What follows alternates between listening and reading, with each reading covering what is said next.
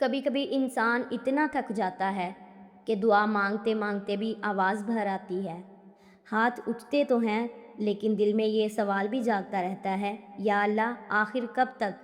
کبھی تم نے محسوس کیا ہے رات کے آخری پہر میں جب پوری دنیا سو رہی ہوتی ہے تب کچھ لوگ اپنے رب کے سامنے ٹوٹ رہے ہوتے ہیں؟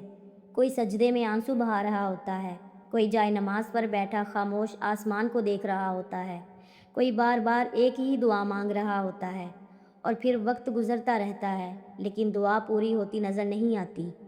ایسے لمحوں میں شیطان دل میں آہستہ سے وسوسہ ڈالتا ہے، اگر تمہاری دعا قبول ہونی ہوتی تو اب تک ہو چکی ہوتی۔ لیکن یاد رکھو، یہی وہ لمحہ ہوتا ہے جہاں مومن اور مایوس انسان میں فرق نظر آتا ہے۔ مایوس انسان انتظار چھوڑ دیتا ہے، مومن انتظار میں بھی اللہ کا دروازہ نہیں چھوڑتا۔ وہ جانتا ہے کہ اللہ خاموش ضرور رہ سکتا ہے لیکن اپنے بندے سے غافل نہیں ہوتا۔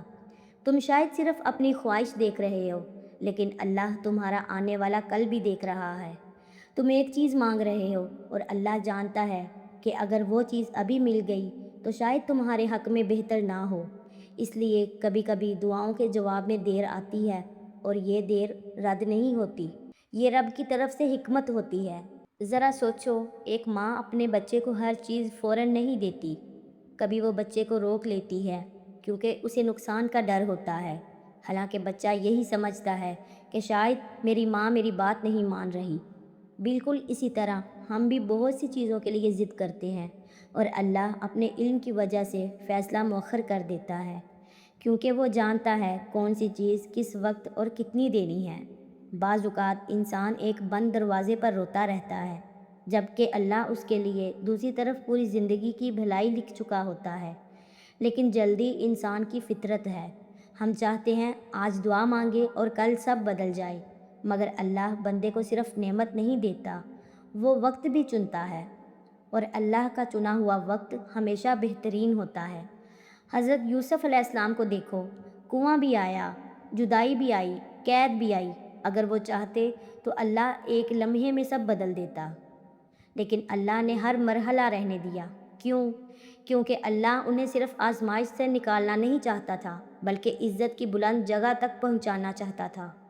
کبھی کبھی تمہاری زندگی میں بھی تاخیر اس لیے ہوتی ہے کیونکہ اللہ تمہیں معمولی خوشی نہیں، بہت بڑی نعمت دینا چاہتا ہے، اور بڑی نعمتوں کے لیے انسان کو پہلے مضبوط بنایا جاتا ہے۔ یہ آنسو، یہ انتظار، یہ خاموش دعائیں سب تمہیں بدل رہی ہوتی ہیں، تمہیں اللہ کے قریب لا رہی ہوتی ہیں۔ یاد رکھو، بہت سے لوگ ایسے ہیں جو صرف خوشی میں اللہ کو یاد کرتے ہیں، لیکن اللہ اپنے خاص بندوں کو غم میں بھی اپنے قریب رکھتا ہے۔ اس لیے کبھی کبھی وہ بندے کی دعا میں دیر کر دیتا ہے تاکہ بندہ سجدے سے جڑا رہے۔ سوچو، اگر انسان کی ہر خواہش فوراً پوری ہو جائے تو شاید وہ تہجد چھوڑ دے، شاید آنسو رک جائیں، شاید دل سخت ہو جائے، لیکن جب دل ٹوٹتا ہے تب انسان سب سے زیادہ اللہ کے قریب ہوتا ہے، اور اللہ کو اپنے بندے کا قریب آنا پسند ہے۔ اس لیے آج اگر تمہاری دعا پوری نہیں ہوئی تو فوراً یہ مت سوچو کہ اللہ ناراض ہے۔ ہو سکتا ہے اللہ تمہیں کسی مصیبت سے بچا رہا ہو سکتا ہے جو چیز تم مانگ رہے ہو وہ آگے جا کر تمہارے دل کو توڑ دیتی، ہو سکتا ہے تم ابھی اس نعمت کے لیے تیار ہی نہ ہو، اور یہ بھی ہو سکتا ہے کہ اللہ تمہارے لیے اس سے کہیں بہتر فیصلہ لکھ چکا ہو، بس انسان کو وہ ابھی دکھائی نہیں دیتا۔